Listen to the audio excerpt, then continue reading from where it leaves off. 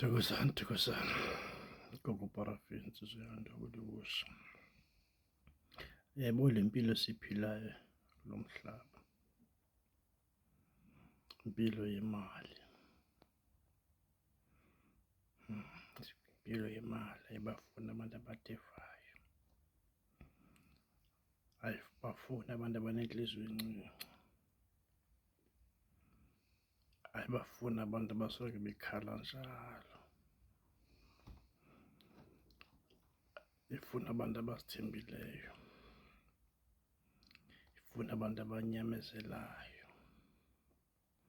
Ekunyamezeleni kunomvuzo. Ayibafuni abantu abantengentenge, ifuna amadoda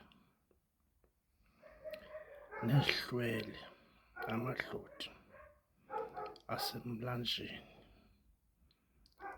amadlozi asemalwandle, amadlozi asentabeni. KwaUthixo ufuna indoda ezithembileyo. Maninzi amadlozi empi, afuna amadoda wamadoda, abantu abanyamezelayo, abantu abangazuthengisa amadlozi abo, abantu abangazuthengisa ngesiprofeto sabo, abantu bazomela inyani. La madlozi asentabeni azoza kuwo, lasemahlathini nasemalwandle afuna amadoda. Abafuna ke abantu abasoloko bekhala, bafuna isibindi, nyamezela, ungabhekabheki. Hamba ubuze ebantwini baza kulahlekisa. Khona uThixo namanyange akukwini. Nyamezela,